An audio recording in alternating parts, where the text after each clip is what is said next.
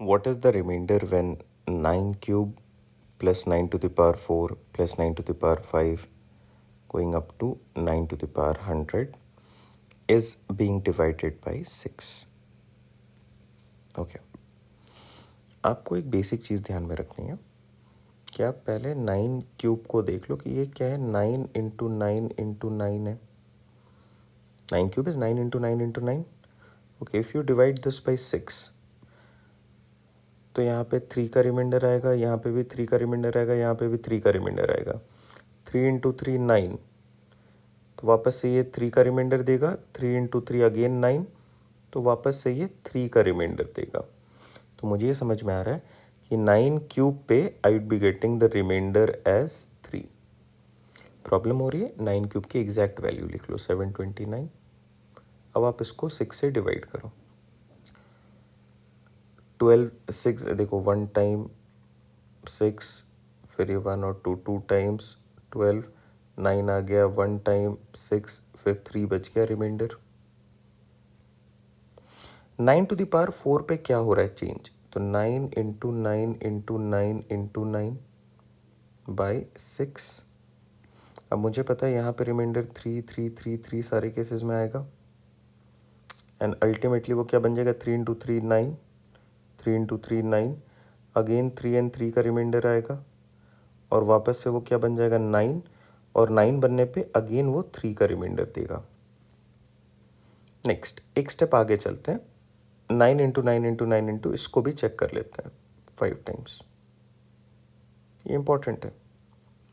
चलो अब आप देखो क्या रिमाइंडर आ रहा है. 3 3 3 3 3 3 इंटू 3 9, इसका भी रिमाइंडर 3 आएगा. 3 इंटू 3 9, इसका भी रिमाइंडर 3 आएगा. अगेन 3 इंटू 3 9, इसका भी रिमाइंडर 3 आएगा. 3 इंटू 3 9, इसका भी रिमाइंडर 3 आएगा. तो ओवरऑल रिमाइंडर 3 आ रहा है. नाउ क्या मैं अब डायरेक्टली लिख सकता हूँ कि यहाँ पे रिमाइंडर मुझे मिलेंगे 3. इस केस में भी remainder is 3. Again here we have the remainder as 3. And at the last step also I would be having the remainder as 3 by 6. Okay, ये जो 3 आ रहा है ये हाउ मेनी टाइम्स है? देखो यहाँ पे 100 है, यहाँ पे 3 है. दिस मीन्स ये 98 टाइम्स आ रहा है. This whole thing is actually 98 times 3. 98 times 3. In other words, 98 times 3 का मतलब क्या है? 3 प्लस 3 प्लस 3 प्लस 3 और 98 into 3 by 6.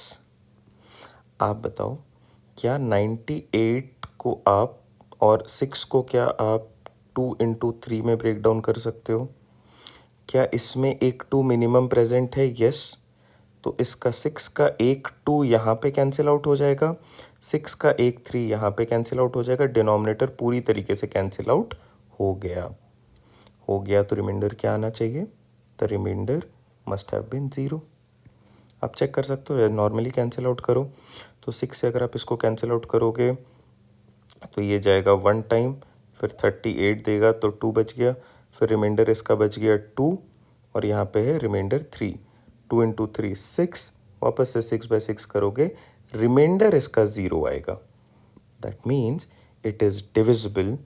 Therefore option A is our correct fit.